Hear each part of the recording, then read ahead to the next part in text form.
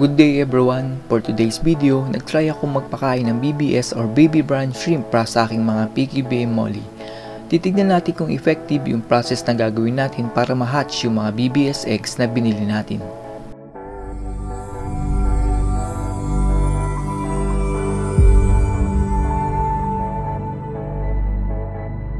Ang kailangan lang natin ay ang stock water. Ito ay para makasigurado tayo na walang chlorine ang tubig na pwedeng pumatay sa mga BBS pag na-hatch sila.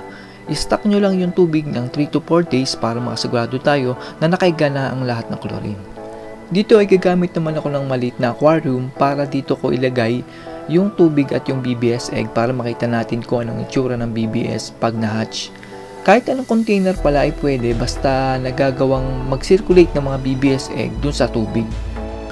Ito naman ang BBS egg or baby brine shrimp egg. Marami kayong mabibili sa online store at iba-iba ang brand. Make sure lang na hindi expired yung mabibili nyo at trusted yung seller para sure na ma-hatch yung mga BBS egg. Makakabili din kayo ng repack katulad na nakikita nyo ngayon. Ang isang lata kasi ay nasa 1,500 to 2,200 pesos. Karaniwang ginagamit ito sa mga fry ng beta, gapi at molly. So kung konti lang naman ang kailangan natin ay pwede na itong mga repack na BBS egg. Kapag repack ang presyo niya is 100 pesos pero kung marami kayong fry ay mas makakatipid kayo kung isang lata ng BBS egg ang bibili nyo dahil mas maraming BBS egg ang makuha nyo dun sa isang lata. Ang susunod naman natin kailangan ay ang rock salt. Ang mga baby brine shrimp ay mga crustaceans na ang habitat ay salt water.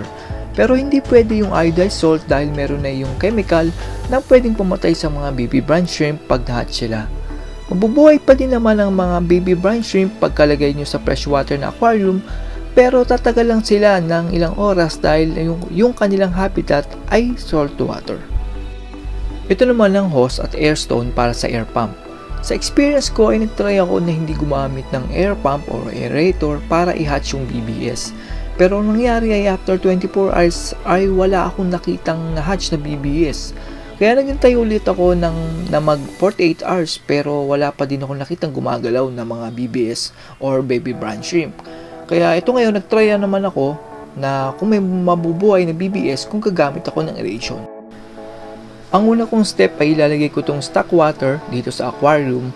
Ang gagawin ko lang is pupunin ko lang siya ng half nitong aquarium. Hindi pwedeng puno kasi ang mangyayari niyan once na nagkaroon ng aeration, yung mga maliliit na parang shell na pinaglalagyan ng mga BBS ay aapaw, tatalsik siya palabas. Dito naman ay maglalagay ako ng 4 to 5 soup spoon ng rock salt.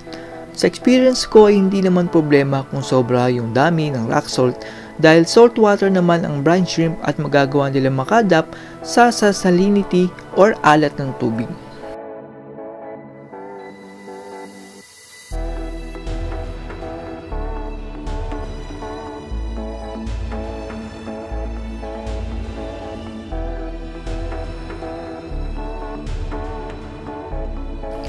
Maglalagay na tayo ng baby brine shrimp egg. Ang ilalagay ko ay isang soup spoon dahil itatry lang naman natin kung kakainin ito ng mga ating PKBM molly breeder. At gusto ko din makita kung makakapag-hatch tayo ng BBS egg gamit lang ng aquarium at air pump. Ilalagay na natin ang air stone na nakakabit sa air pump para mag-circulate ang tubig. Kailangan lang pala dito sa mga BBS egg ay umiikot ang tubig. Kumbaga ay ang pag-ikot ng tubig ay parang incubator sa mga BBS egg. Kapag hindi umiikot ang tubig ay nabubulok yung BBS egg at hindi na-hatch. Nangyari to nung sinubukan kong huwag gumamit ng aerator. After 48 hours ay wala pa ding hatch at naamoy ko na yung tubig ay sobrang baho. Palatandaan na pala yun na patay na ang mga baby brine shrimp at nabubulok na sa tubig. Kaya mahalaga na may aeration pag nag-hatch ng BBS egg. Ang gagawin natin dito ay iiwan muna natin ng 48 hours na nagsisirculate yung BBS egg dito sa aquarium.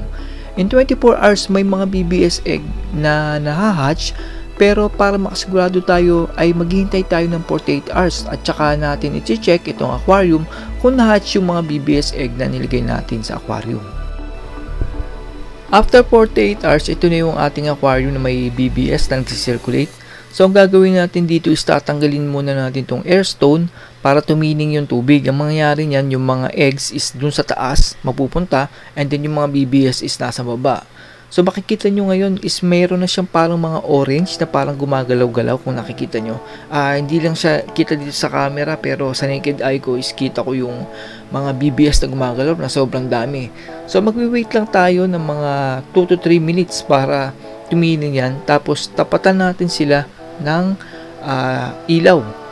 Yung ito kasing mga BB brine shrimp is na-attract sa mga ilaw. So tapatan lang natin sila ng ilaw sa isang gilid, tapos lahat sila doon pupunta na, and then gagamitan natin ng hose para yung baby brine shrimp is ma-isolate natin from the egg, kasi yung mga eggs hindi natin pwedeng pakain sa ating mga PKB molly. So ito yung itsura ng mga baby brine shrimp. Tinutok ko yung camera dito sa aquarium para mas makita nyo. Makikita nyo dito sa bandang gitna, parang nagkukumpulan talaga sila doon. So makikita nyo buhay na buhay sila. So successful yung ginawa natin na pag-hatch ng mga baby brine shrimp. So ito yung papakain natin mamaya sa ating mga PKB molly. Ang gagawin lang muna natin is ipapatining pa natin ng konti para yung mga eggs is umakyat, tapos yung mga baby brine shrimp ay sa baba. Ngayon, pag tinapatan natin ng ilaw, gagamit tayo ng maliit na hose para doon natin kukunin yung mga BBS para masala din natin maya-maya. Dito naman is kukunin na natin yung mga BBS dito sa aquarium para ma-separate natin yung mga buhay na baby brine shrimp dun sa eggs nila or eggshell. Gagamit lang tayo nitong hose na sa air pump na ginagamit natin. Yung isang end is dun sa container at yung isang end naman sa aquarium. Dahil merong light na nandun lang sa corner, yung mga BBS na attract doon. So ang mangyayari niyan is mas madali natin sila makukuha dahil nakakumpo lang sila doon sa isang gilid. Ang sunod natin gagawin ay sasalain natin itong baby brine shrimp.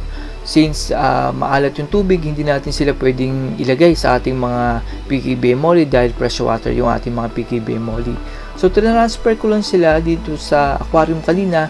Hinugasan ko na itong aquarium at tinanggal ko na yung mga BBS eggshell, yung mga kaninang nakalutang sa pinakataas na kulay brown or dark brown. So gamit na itong net is linisin natin itong BBS or baby brine shrimp natin. So isasalin lang natin itong tubig yung sa aquarium na may BBS dito sa container. Tapos ihaharang lang natin itong net para masala natin yung mga BBS. Para lahat ng mga BBS is nandun sa net. Tapos yung mga salt water naman is pupunta dun sa ilalim. Ulit-ulitin lang natin yan hanggang sa mga 3 times hanggang sa malinis natin yung tubig para lahat ng mga BBS is makuha natin, kasi yung iba kasi na BBS is nagagawa nilang lumusot dun sa net. So yung iba na nandun sa container sa baba is meron pa rin mga buhay na BBS doon. So gagawin natin, sasalain lang uli natin ng ganito hanggang sa makuha natin lahat ng mga BBS. Ilagay na natin itong fish net na may baby brine shrimp. Sa nakikita nyo ay sobrang dami ng BBS na na-hatch natin. Mas kitang-kita sila dahil sa malakas yung ilaw ng aquarium. Ang ginawa ko dito ay pinatay ko muna yung air pump at yung motor pump dahil sa sobrang liit nila ay panigurado ay may higop lang sila ng filter. Sa nakikita nyo ay gustong-gusto ng mga PKB mollies itong mga baby brine shrimp. After 3 minutes ay naubos agad nila lahat at halos walang natira. Mas maganda ipakain to kapag for grooming yung mga PKB molly or kung balak nyo sila isali sa show. Mas matingkad ang kulay ng mga BBS pag ito yung kinakain nila at mas energetic sila dahil fresh live food yung kinakain nila. Pero para sa katulad ko na walang work ngayon ay hindi advisable na ito yung ipakain ko sa mga PKBM ko dahil hindi kaya ng budget ko kung ito palagi ang pagkain nila. Maganda itong BBS para sa mga fry ng PKBM molly. Ito yung mas kailangan nila dahil hindi pa nila kayang kumain ng mga pellet. Based experience ko ay after 2 weeks ay malaki na naman yung mga PKBM fry at kaya na nilang kumain ng mga dinurog na PO1 fish food. Kaya kung ganito nakalaki ang mga PKBM natin ay pwede naman tong BBS as a treat, pero yung daily food nila ay yung ginagamit ko na PO1 or yung king koi.